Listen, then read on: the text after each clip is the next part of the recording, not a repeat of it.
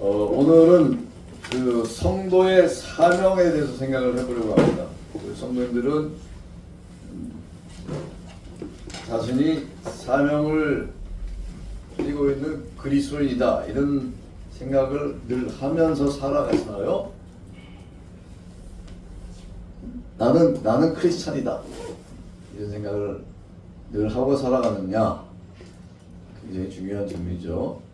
여러분, 크리스찬이라는 이름은 어디서 왔을까요? 크리스찬, 영어로 크리스치안. 크리스치안이라는 말은 그 발음 그대로 읽으면 크리스티안이잖아요. 크리스티안.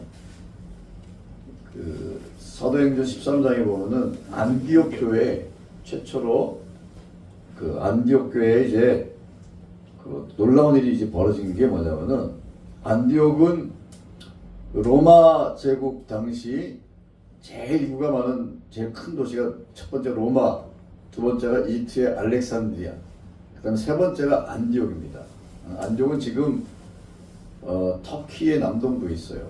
터키 남동부에 있는데 인구가 많이 잡으면 한 60만, 적게 잡아도 한 20, 30만 정도 됐다고 합니다. 그러니까 여러분 30만만 돼도 어마어마하게 많은 거예요. 어마어마한 숫자예요. 그런 엄청난 도시인데 거기는 이제 기독교 신자가 뭐 거의 없었는데 그래도 이렇게 사도행전 2장에 보면은 최초로 그 이렇게 오순절 때 성령님 강림하시고 막 흩어졌던 사람들이 이제 교회를 세운 것 같아요. 그리고 이제 거기 앞에 보면은 이제 스데반 그 죽고 이제 박해를 받으니까 기독교인들이 막 흩어졌는데 거기 이제 구레네인, 그 다음에 저기 키프로스라고 섬 있죠. 키프로스인, 그리고 뭐 페니키아인, 이런 사람들이 이제 그곳에 가가지고 복음을 전하는데 성령님의 놀라우신 그 역사로 말미암아 불신자들, 전혀 이방인들, 그러니까 유대인들이 아니에요. 이방인들이 예수님을 복음을 받아들인 거예요. 그래가지고 막 교회가 이제 막 그 이방인 신자들이 막 늘어나니까 예루살렘 교회가 그 소식을 듣고, 야, 이 놀라운 소식이다. 그래가지고 이제 바나바를 급발했습니다. 당시만 하더라도 바나바가 굉장히 인정받는 사람이잖아요. 바나바를 급발했어요. 그래가지고 네가 가가지고 저 안디옥 교회, 이제 바나바도 그런 헬라적인 문화에 좀 익숙했으니까 그래가지고 교회를 막 사람들 가르치고, 또 이방인이었다가 그 신자가 된 사람들이 겪는 큰 어려움은 뭐냐면은 너무 문화가 틀리고 그러다 보니까 경제적인 문제라든지 그 뭐 가족들로부터 박해를 당한다든지 이런, 그래서 다시 제자리로 갈 수 있는, 배교할 수 있는 위험성이 많잖아요. 그러니까 그들을 이제 위로하고 권면하고, 그래가지고 교회를 세우는 이제 역할을 하다가 이제 바나바가 생각한 겁니다. 야, 이거 나 혼자 안 되겠네. 누가 나를 도와줄, 함께 이 사역을 할 사람이 필요하다. 이제 딱 생각하는 게 바로 사도 바울이었어요. 사도 바울은 당시만 하더라도 요 사건이 있기 한 7, 8년 전에 이제 회심하고 나서 사도 바울이 어떤 일을 겪었는지에 대해서 성경은 뭐 자세히 얘기는 하지 않지만 일단 엄청난 박해를 받았습니다. 가족들로부터 너 미쳤냐? 너 기독교가 그 이단이 빠졌어. 이러면서 이제 완전 박해를 받고, 그 다음에 뭐 굉장한 이제 고통을 당했음에도 불구하고 바울은 꿋꿋이 복음을 전하고 있었습니다. 그런데 이제 그 정도 소식은 듣고 있었는데 뭐 더 자세한 거는 알 수가 없으니까 바울이, 그리고 이제 유대인들이 죽이려고 했잖아요. 그래가지고 예루살렘에 그 형제들이 가이사랴까지 보내가지고 다소를 보냈어요, 사도 바울을. 그런 이야기들이 다 나옵니다. 그래가지고 바울을 이제 찾아서 다소까지 갑니다. 안디옥에서 다소까지는 직선거리로 150km가 넘어요. 그러니까 당시 뭐 교통수단도 뭐 그러니까 쉬운 일은 아니었죠. 근데 아마 성경에 나오지 않지만 사람들 몇 명 데리고 갔고, 사람을 찾으려면은 이제 뭐 돈도 필요하고 뭐 할 거 아닙니까? 그래서 데려가고 다소에서 막 사람 찾아가지고 결국 찾아냈어요. 그래서 사도 바울한테, 야, 지금 안디옥 교회에 이런 일들이 일어났다. 너 같이 가자. 그러니까 바울도 오케이 해가지고 바울하고 둘이 거기서 한 1년 정도를 가르친 겁니다. 복음을 가르친 거예요. 예수님의 십자가 사건, 부활, 예수님이 왜 오셨는지 뭐 이런 것들을 쫙 가르쳐가지고 사람들이 이제 확고한 믿음이 생겼습니다. 그래서 그 사람들의 입에서 크리스토스, 예수님은 그리스도다. 예수님은 그리스도다. 이 얘기는 뭐냐면은 예수님은 메시아다. 메시아는 히브리어고 그 히브리어를 그리스어로 번역하면 크리스토스예요. 기름 부음 받은 자. 예수님은 크리스토스다. 그래서 크리스토스다라는 이름이 자꾸 튀어나오니까 불신자들이 보고 저 사람들은 뭐 툭하면 크리스토스 하네. 그래가지고 그리스도를 따르는 사람들, 그리스도를 따르는 사람들이라는 이름 붙여진 겁니다. 그래서 크리스토스에다가 그리스도를 뜻하는 크리스토스에다가 집단을 뜻하는 이아누스가 붙은 거예요. 이아누스라고 하는 이 전미사. 그래서 크리스티아누스가 된 겁니다. 크리스티아누스. 그럼 크리스티안, 거기서 크리스찬이 온 거예요. 크리스티아누스. 복수는 크리스티아노이. 그래서 물론 조롱의 뜻도 있죠. 저 사람들은 뭐 예수쟁이. 우리가 예수쟁이라는 말을 들으면은 그 좋은 뜻은 아니고 사람들이 이제 좀 안 좋은 뜻으로 얘기하겠지만, 그런데 중요한 사실은 뭐냐면 불신자들의 눈에 봤을 때 기독교 신자들은 예수님을 따르는 사람들, 예수님을 따르는 사람입니다. 이것이었어요. 그것이 초대교회 회심에서 예수님을 믿게 된 사람들의 가장 두드러진 특징이었습니다. 뭐 그 사람들이 뭐 얼굴이 잘생겼거나 뭐 돈이 많거나 뭐 그런 게 아니에요. 그 사람들은 오직 예수님을 따르는 사람들, 그거였습니다. 그래서 크리스티아누스, 크리스티안, 거기서 크리스찬이라는 이름이 나오게 된 겁니다. 근데 크레스투스, 헬라어로 크레스투스라는 말이 쓸모 있는 이란 뜻이에요. 그래가지고 그 사람들이 막 헷갈렸다고 해요. 근데 어쨌거나 크리스티아누스라는 이름이 그 안디옥에서 사도 바울과 또 바나바의 이런 헌신적인 사역의 결과로 예수님을 따르는 사람들한테 붙여진 이름이 바로 크리스티아누스, 크리스찬이었다. 자, 그러면 우리가 이제 이런 질문을 하게 됩니다. 오늘날, 그러니까 당시에 이제 안디옥에 있었던 안디옥의 수많은 뭐 30만이라고 하면 그 중에 뭐 기독교 신자 뭐 몇백 명, 몇십 명 됐겠습니까? 나머지는 전부 다 이방인들 아니에요, 불신자들. 불신자들이 눈에 볼 때, 아, 저 사람들은 그리스도는 예수님을 따르는 사람들, 이렇게 비춰졌단 말이에요. 그럼 오늘날 그리스도인들을 불신자들이 봤을 때, 그리스도인, 기독교 신자들은 이런 존재다 라고 규정하는 게 뭔 것 같아요? 이거 우리 한번 이 질문에 대해서 심각하게 고려를 해야 됩니다. 제가 방송 보니까 어떤 목사님이 기자한테 이런 얘기를 듣더라고요. 기자가 그 목사님한테 예수님 믿으세요 이러더라고요. 그건 최대의 모욕이에요. 여러분, 누가 나가 목사인데 나보고 예수님 믿으세요 그러면 그건 굉장한 모욕 아닙니까? 내가 목사인 거 아는데. 이런 시대에 우리가 살고 있습니다. 목사한테 예수님 믿으라. 근데 실제로 어떤 뭐 교수님인지 강사님인지 신학교 가서 학생들한테 예수 믿으라 했대요. 신학생들한테. 그럼 신학생들한테 예수님 믿으라. 이거는 그만큼 우리의 삶의 모습이 예수님과는 너무 동떨어져 있다는 것을 반증하는 겁니다. 예수님은 인류를 구원하기, 자기 백성을 구원하기 위해 십자가에 달려 돌아가신 그 사랑의 하나님이신데, 오늘 우리 기독교인들의 모습 속의 사람들은 저 사람은 그저 예수님을 따르는 사람이구나, 이것이 비춰지는 것인지 아니면 다른 모습들이 비춰지는지, 거기에 대해서 우리가 심각하게 정말 생각하고 회개를 하고 반성을 해야 될 것입니다. 그래서 오늘날 기독교 신자를 묘사하는 여러 가지 비유가 있는데, 동물의 비유예요. 동물. 카멜레온 신자. 카멜레온이 특징이 뭐죠? 보호색, 색이 바뀌어요. 배경이 풀 있으면 초록색으로 바뀌었다가 흙으로 가면 흑색으로 바뀌었다가. 카멜레온 신자처럼 우리가 옷이 몇 벌 있어요. 그래가지고 교회 오실 때는 성도의 옷을 입고 교회 문 밖에 나오면 딱 성도의 이 옷을 벗고 세상의 옷을 딱 입고, 옷 두 가지만 있어도 그래도 괜찮은 편인데 옷이 한 서너 가지가 있어요. 그래서 가정에서는 가정의 옷 입고, 딱 직장 하면 직장의 옷 입고, 또 친구들하고 또 친구들의 옷을 입고. 그게 결코 좋은 게 아닙니다. 성도는 교회에서도 성도지만, 그리스도인이지만, 예? 직장에서도 그리스도인이에요. 집에서도 그리스도인입니다. 그렇죠? 친구들하고 모일 때도 그리스도인이에요. 내가 어디 가든지 식당에서도 그리스도인, 시장에서도 그리스도인, 운동을 해도 그리스도인, 어디 가도 그리스도인입니다.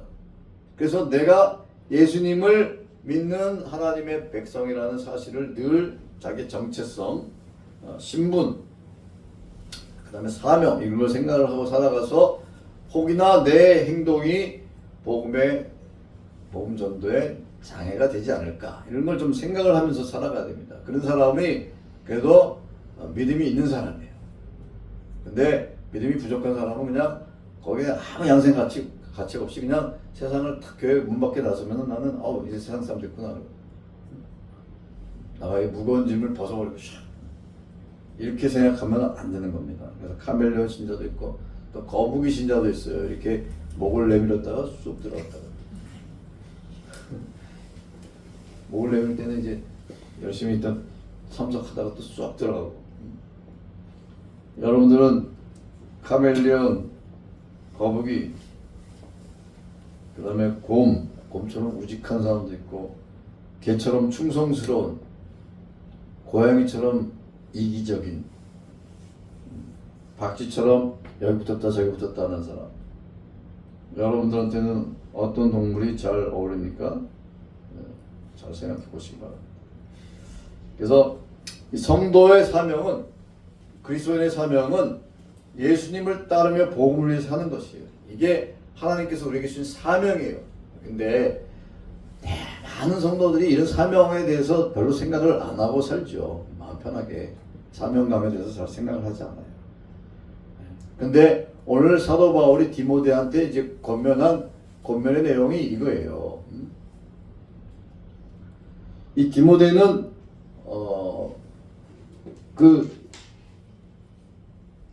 한쪽은 부모 중에 한쪽은 유대인이지만 한쪽은 헬라인이잖아요. 그런 배경에서 이제 자랐기 때문에 디모데가 믿음이 있지만 또 성품이 굉장히 여렸던 것 같아요. 그러니까 사도 바울이 봤을 때는 좀 걱정도 되고 하니까 사도 바울이 가장 또 사랑하는, 사도 바울의 여러 지인 중에서 가장 또 사랑하는 또 사람 아닙니까? 그래서 아들아 이렇게 얘기하면서 권면하는 겁니다. 그러면서 오늘 두 가지 얘기를 하는데, 첫째는 그리스도의 은혜로 강해지라는 겁니다. 자, 1절 보세요. 1절에 뭐라고 되어 있습니까? 그리스도 예수 안에 있는 은혜 가운데 강하라는 것이죠. 1절에 바울이 부탁한 것은 예수 안에 있는 은혜 가운데 강하라는 거예요. 이 말은 무슨 뜻이냐면은, 당시의 시대적인 상황, 배경은 지금하고 많이 틀립니다. 이 변절한 사람이 많았어요. 기독교로 들어왔다가도 기독교 신자가 되니까 너무 힘들어요. 여러분, 진실한 기독교 신자로 살려면은 많이 힘든 부분이 있죠? 있어요. 여러분, 기독교 신자로 살면서 세상 사람처럼 똑같이 살 수가 없는 거예요. 그거는 물과 기름처럼, 불과 물처럼 모순이에요, 모순. 기독교 신자로 살면서 내가 하고 싶은 대로 다 그렇게 살 수가 없어요. 그렇게 살 수가 없어요. 하나님이 하지 말라고 하는 게 많은데, 그거는 내가 자발적으로 그거는 내가 안 하겠다 이렇게 하는 것이지, 하고 싶은 대로 살 수가 없는 거예요. 그러니까 그런 불편함도 있지만 또 경제적인 어려움도 있습니다. 우리가 계시록하면서 그런 얘기 많이 했어요. 다시 다 이렇게 조합 같은 데 들어있는데 거기서 상거래하고 하려면은 다 그 사람들과 친해야 되는데 기독교 신자가 너무 힘든 거예요. 그러니까 사람들이 변절하는 거예요. 난 기독교 못 믿겠어. 예수님은 좋은데 나 이거 못하겠어. 이렇게 배교한 사람이 많은 거예요. 그래서 사도 바울이 디모데한테 강해지라는 겁니다. 이 강해지라는 게 육체적으로 강해지라는 그런 뜻이 아니에요. 육체의 힘을 얘기하는 게 아니라 흔들리지 않는 견고한 믿음을 가지라는 겁니다. 우리 성도들이 강해야 됩니다. 강하지 않으면 어떻게 돼요?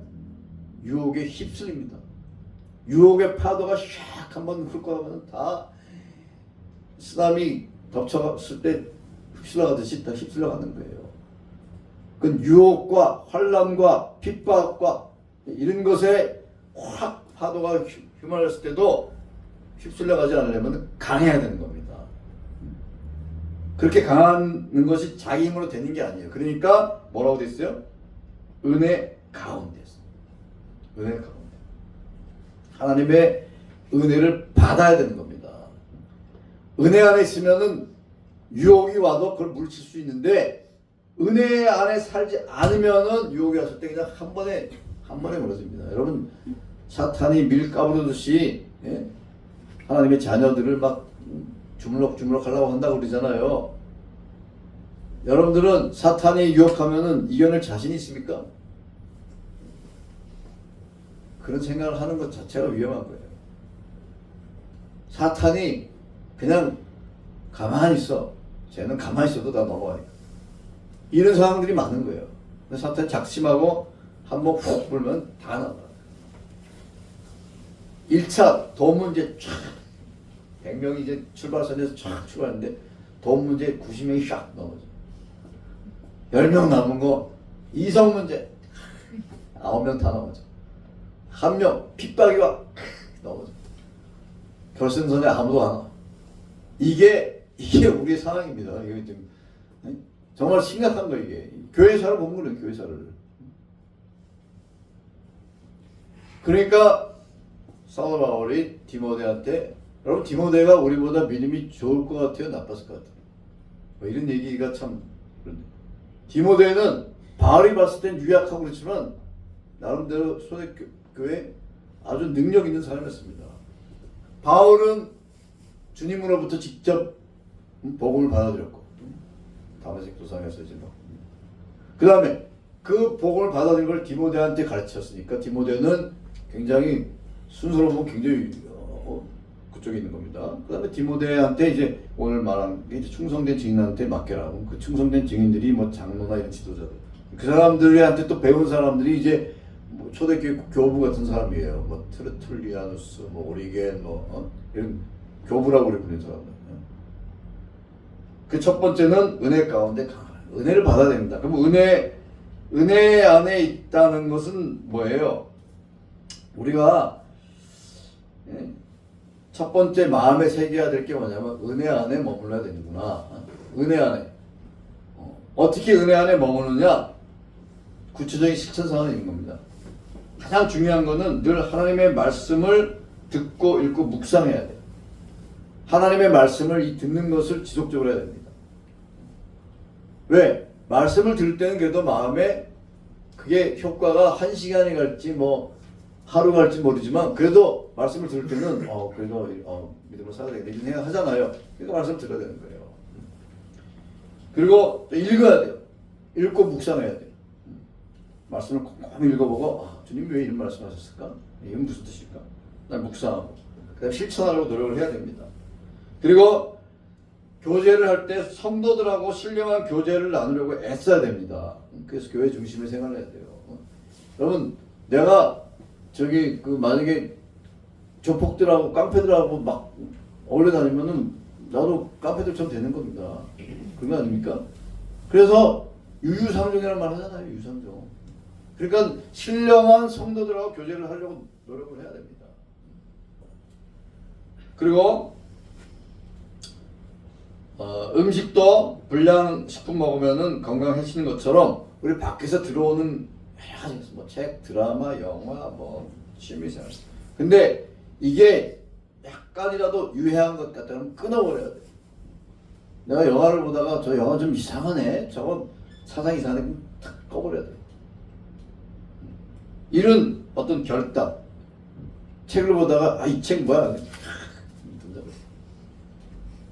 이런 결단이 있어야 돼. 결단. 그 은혜 안에 거할 때 주님의 은혜가 나를 든든히 지켜주는 겁니다. 그래서 강할 수가 있는 거예요.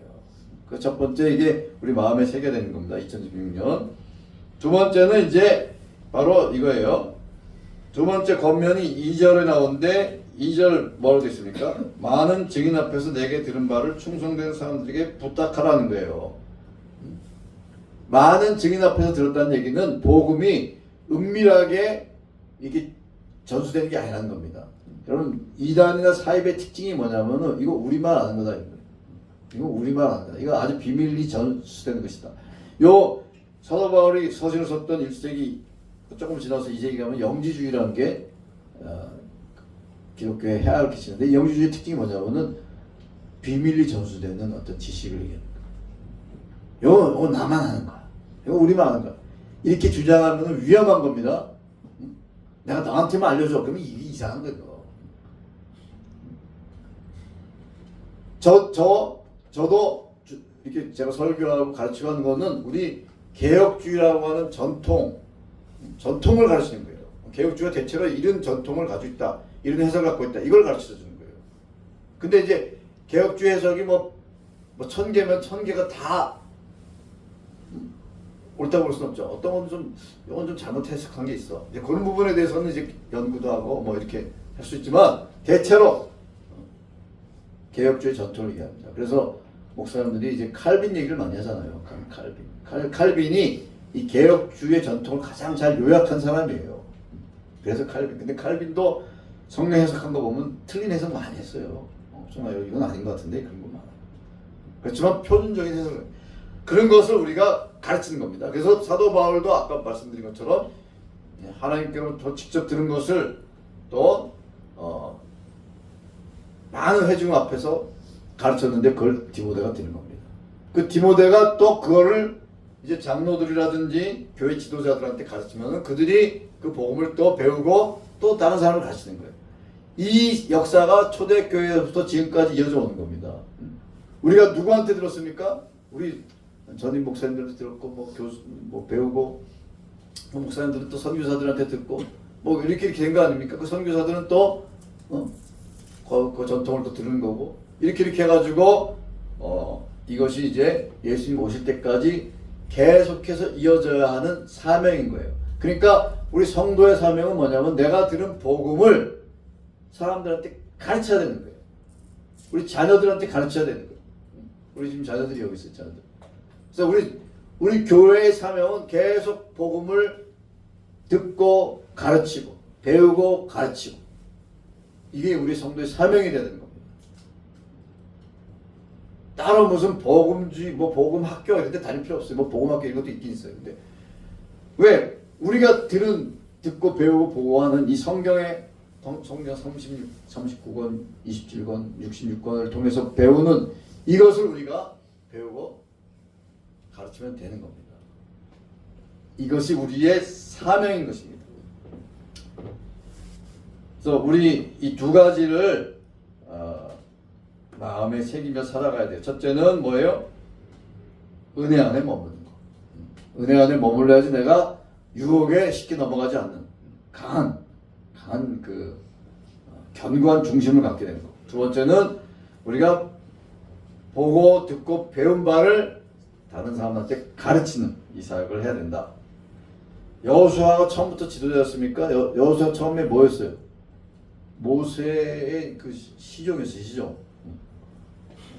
모세를 따라다니면서 모세 수종 부르던 사람이에요. 디모데도 바울한테 배운 거 아니에요. 그 바울한테 배운 디모데가 또 사람들 가르쳐가지고 그 사람들이 또 교회 유력한 지도자가 되고 있는 겁니다. 성경에 우리 이름 잘 모르는 뭐 오네시보로라든지 뭐 두기고 뭐 이런 이름들 있잖아요. 이런 사람들 뭐 잘 모르는 성도도 많지만 이 사람들이 다 초대교회 유력한 지도자가 되는 거예요. 나중에 뭐 베베, 뭐 순두개 뭐 이런 이름 들어봤죠? 다 이 사람들이 다 처음에는 그냥 교회 성도였다가 아굴라와 브리스길라도 사도 바울하고 같이 장막 만들고 그랬잖아요. 사도 바울. 근데 그런 사람들이 나중에 교회 지도자가 되는 거예요. 여러분들도 나중에는 여러분들이 속해 있는 그 뭐 가족이라든지 뭐 거기에 지도자가 될 수가 있는 겁니다. 그 복음을 전해야 되는 거예요. 그것이 성도의 사명인 것입니다.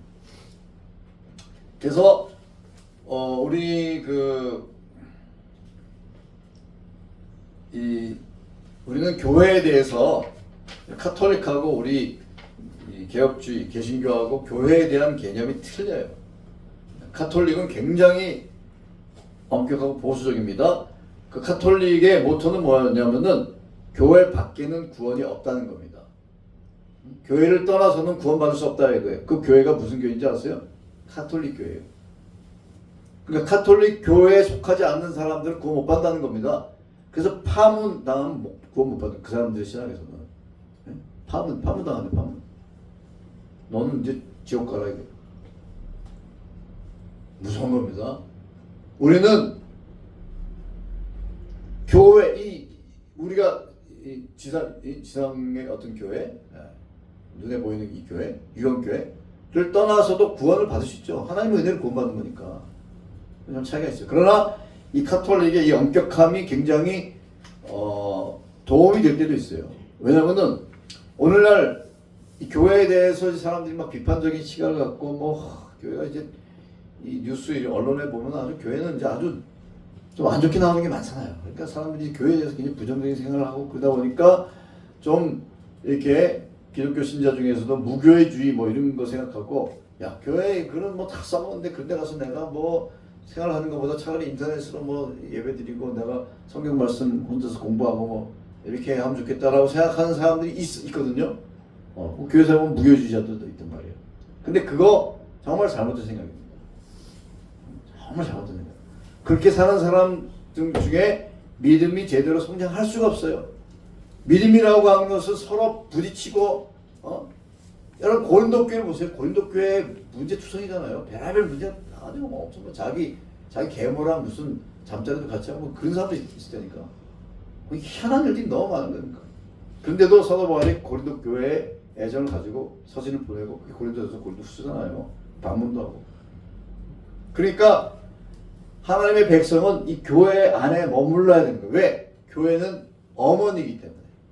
하나님은 아버지고 교회는 어머니. 어머니라고 하는 것은 어머니의 역할은 뭐예요? 양육하는 거예요. 애들 밥 먹이고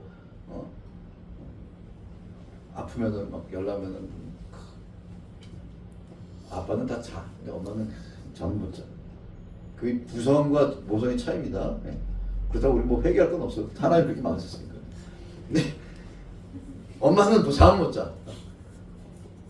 우리는 피곤하니까 잠을 자잖아요. 근데 그렇게 양육하는 거예요. 그 성도 한 사람을 교회가 양육하는 거예요. 그래서 교회가 어머니라고 해요.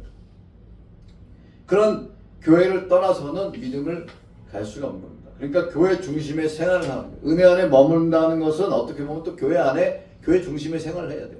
교회 성도들하고 교제도 나누고 서로 교회 성도들하고 주님 말씀도 물어보고. 저한테 수시로 물어보는 집사님이 있어요. 수시 질문. 나는 그렇게 하는 게 맞다. 왜냐면 성경 읽다 보면 모르는 게 궁금한 게 있을 거 아니에요. 궁금하면 누구한테 물어봐요? 그냥 물어보면 되는 거예요. 제가 모르면 모르는 거지. 근데 아는 거는 또 답할 수가 있으니까. 이렇게 해서 우리가 성도들은 교회 안에서 교회의 젖을 먹고 자라는, 교회는 어머니와 같은 역할, 양육을 하는 겁니다. 그래서 교회 안에서 이렇게 교회 생활 10년, 20년 하면서 제대로 된 양육은 못 받고 딴짓만 하고 그러면은 교회 10년, 20년 아무 소용 없어요. 내가 교회 20년 다녔는데 무슨 소용없어. 교회 1년 다니면서 사도 바울이 고린도 교회나 자기가 세운 교회 가서 두란노서에서 가르치고 이게 몇 년 안 되는 거예요. 근데 그 양육을 받은 성도들이 나중에 지도자가 되는 겁니다. 지도를 배워야 되는 거예요. 그래서 오늘 우리 말씀을 듣고 우리 성도의 사명에 대해서 좀 생각을 하는 시간이 되고 또 한 해가 되었으면 좋겠습니다. 나는 내가 성도로 부르심을 받는 순간 사명을 받았구나. 쉽게 말하면 하나님의 은혜라고 하는 것은 그냥 무료로 하나님이 그냥 주시는 베푸시는 은혜죠. 그 은혜죠. 그런데 하나님의 은혜를 베푸시면서 너는 이제 하나님의 자녀니까 자녀답게 살아야 된다 라고 하는 사명감을 주신 거예요. 그 사명을 생각을 해야 됩니다. 망각하면서 많은 사람들이 망각하면 살아요. 성도의 사명이라는 것에 대해서 관심이 이만큼도 없어요. 여러분 삼손이 대표적인 얘기인데요. 삼손 얘기만 하고 제가 마칠게요. 삼손은 나실인으로 태어났잖아요. 나실이라고 하는 것은 아주 특별히 구별된 사람이잖아요. 뭐 독주도 마시면 안 되고 포도도 마시면 안 되고 머리카락도 자르면 안 되고 아주 구별된 사람으로 살아야 되는데 삼손 보세요. 나실인의 법을 하나도 안 지켜요. 시체 같은 거 만지면 안 되는데 뭐 낙이 턱뼈 가지고 사람 죽이고 그 다음에 성결하고 거룩하게 살았는데 여자를 그렇게 좋아해가지고 뭐 기생한테 이제 가가지고 야 저기 삼손 숨어있다니까는 성문 특작 뜯어내가 보니까 사람들이 이래가지고 이런 삼손. 그런데 삼손은 스스로가 내가 나신이고 나신으로서 하나님이 나를 택하셨기 때문에 나시로 살아야 돼 인생이 조금도 없었어. 그러니까 하나님께서 삼손을 이렇게 등을 떠밀어 가지고 바다에 빠진 사람 구하러 누가 나를 떠밀었어 이렇게 해가지고 그런 것처럼 삼손을 그렇게 미시는 겁니다. 그래가지고 삼손이 싸우는 거예요. 삼손이 싸운 거 보면은 내가 브레셋하고 싸워야 되겠다고 싸운 게 아니고 화가 나서 싸우는 거예요. 열받아가지고. 이게 대부분의 성도가 그런 겁니다. 내가 성도로서의 사명이 있어서 사명감을 위해서 막 달려가고 이게 아니고 하나님께서 하도 이 잠자는 영혼이니까 너 성도의 사명을 하라. 그렇게 해야 되는 겁니다. 그래서 고난이 있는 겁니다. 고난도 받고 또 기도도 해야 되고 이런 상황을 우리가 당하지 않고 정말 자발적으로 나는 성도구나. 내가 성도로서 살아야 되겠다. 성도로서 사명감을 조금이라도 인식하고 믿음 안에 거해야 되겠다. 이런 생각을 하고 1년을 살아가는 우리 성도님들 되시기를 바랍니다. 아멘. 그래서 오늘 두 가지를 생각을 해주셨으면 좋겠어요. 첫째, 마음의 세계 첫 번째 말씀은 은혜 안에 머물라. 뭐라고요? 은혜 안에 머물라. 은혜 안에 머물자. 은혜 안에 머무는 방법은 제가 말씀드렸어요. 두 번째는 두 번째 새길 말씀은 복음을 듣고 가르치자. 따라해 보십시오. 복음을 듣고 가르치자. 나 복음 다 아는데 이러지 마시고 복음은 계속 그래 성경을 배워야 되니까 성경을 듣고 배우고 가르치자. 우리 이런 마음에 좀 새기면서 하나님께 영광을 돌리는 그런 우리 올 2026년은 하나님께 영광을 돌리는 우리 섬김의 성도님 되시길 바랍니다. 이 디모데후서 뒷부분은 나중에 또 설교하겠습니다. 사도 바울의 비유를 또 뭐 농부, 군인 뭐 비유해가지고 얘기하겠습니다. 다음에 또 듣기로 하겠습니다. 다 같이 기도하겠습니다. 자비로우신 하나님, 오늘 주님 말씀 가슴 깊이 새기며 늘 은혜 안에 머물면서 흔들리지 않고 세상의 유혹을 받지 않고 오히려 우리가 듣고 배운 이 복음을 세상을 향해 담대히 전하는 그런 믿음의 성도 될 수 있도록 축복하여 주시옵소서. 감사하며 예수님의 이름으로 기도하옵나이다. 아멘.